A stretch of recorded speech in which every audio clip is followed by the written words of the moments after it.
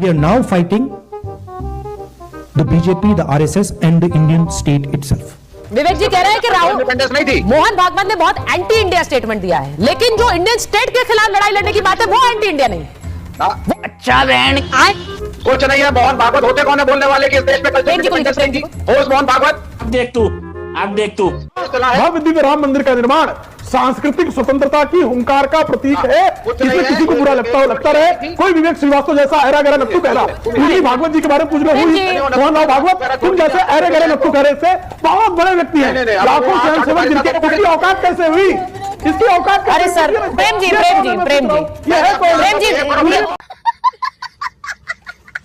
जय श्री राम दोस्तों, एक और कुटाई वाली डिबेट आप सभी के लिए लेकर आया हूं। आपसे अनुरोध है वीडियो को एक लाइक कर दें, चैनल को सब्सक्राइब कर दें, बेल आइकन ऑन कर दें। आज की डिबेट के अंदर दरअसल अभी जो राहुल गांधी ने रायता फैलाया है जिसमें कि वो कहता है कि मुझे इंडियन स्टेट से लड़ना है, उसी का जिक्र चल रहा था और विवेक श्रीवास्तव ऊंची ऊंची फेंक रहा था और प्रेम शुक्ला ने विवेक श्रीवास्तव को अच्छे से धो डाला। दोस्तों डिबेट वीडियो बहुत ही इंटरेस्टिंग और देखने लायक होने वाली है। आपसे रिक्वेस्ट है वीडियो को एक लाइक ज़रूर कर दें, चैनल पर नए हैं तो चैनल को सब्सक्राइब और बेल आइकन ऑन कर दें। तो देखते हैं डिबेट में क्या हुआ। मैं हैरान इस बात पर हूं प्रेम शुक्ला जी कि ये लीडर ऑफ ऑपोजिशन है, नेता प्रतिपक्ष हैं और देश के नेता प्रतिपक्ष अगर इंडियन स्टेट के खिलाफ लड़ाई लड़ने की बात कर रहे हैं तो उनका मायने क्या है? प्रेम शुक्ला जी पहले तो इस पर जरा प्रकाश डालिए। जी देखिए, जब हम संप्रभु भारत की बात करते हैं, जब भारत राष्ट्र राज्य की बात करते हैं तो भारत के राष्ट्र राज्य में संसद आएगी, भारत के राष्ट्र राज्य में न्यायपालिका आएगी, भारत के राष्ट्र राज्य में कार्यपालिका आएगी। अब उस जो संसदीय जो हमारी व्यवस्था है, उस संसदीय व्यवस्था में सत्ताधारी बेंच के साथ साथ विपक्ष की बेंच भी उसी जो है व्यवस्था का अंग है।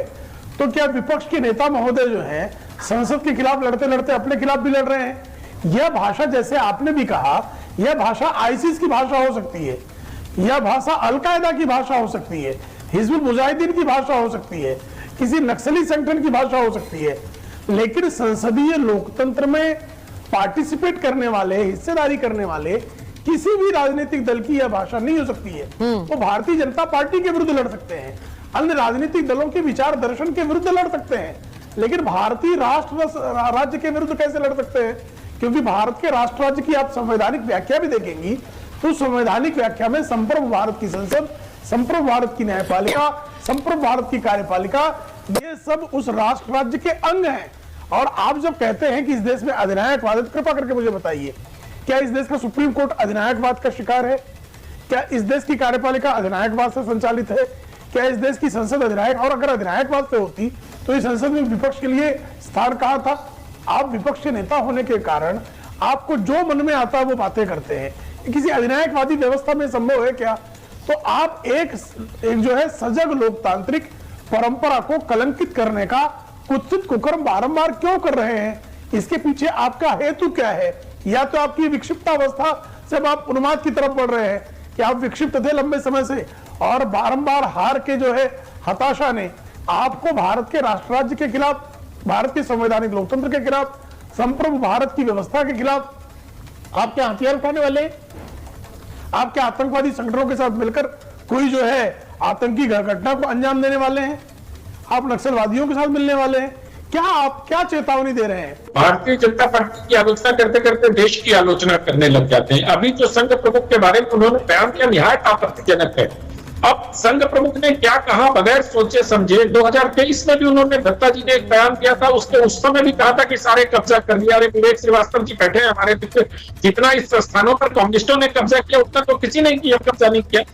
अजय भवन से पर्ची कटा करती थी तो नियुक्तियां हुआ करती थी, ये सारे लोग भूल गए। खैर चलिए, उस बात को मैं भूल जाता हूं, अभी उस बात को करने का कोई अर्थ नहीं है।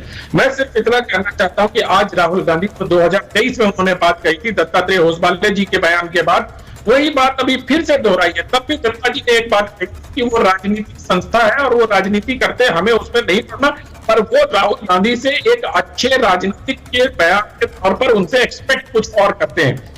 यही मैं कहना चाहता हूं। मोहन भागवत जी ने भी यही कहा कि राजनीतिक स्वतंत्रता देश को 15 अगस्त को मिली, लेकिन 22 जनवरी 2024 को इस देश को सांस्कृतिक स्वतंत्रता मिली और ये बात संघ लंबे समय से करता रहा है। गलत है, संघ गलत, इसके अच्छा जो लोग आज गलत बात ही गलत है। करते हैं, उन्हें तो मोहन संविधान भागवत की ने एंटी शक्ल कॉन्स्टिट्यूशनल एंटी इंडिया स्टेटमेंट दिया है। जो नतला टोच के अच्छा, द्वारा वेरी इंटरेस्टिंग विवेक जी। संविधान का- विवेक जी आपका बयान मुझे बहुत इंटरेस्टिंग लग रहा है। अरे जी एक बार थोड़ा सा और दुरुस्त कराती हूँ आपका What does he mean by audio.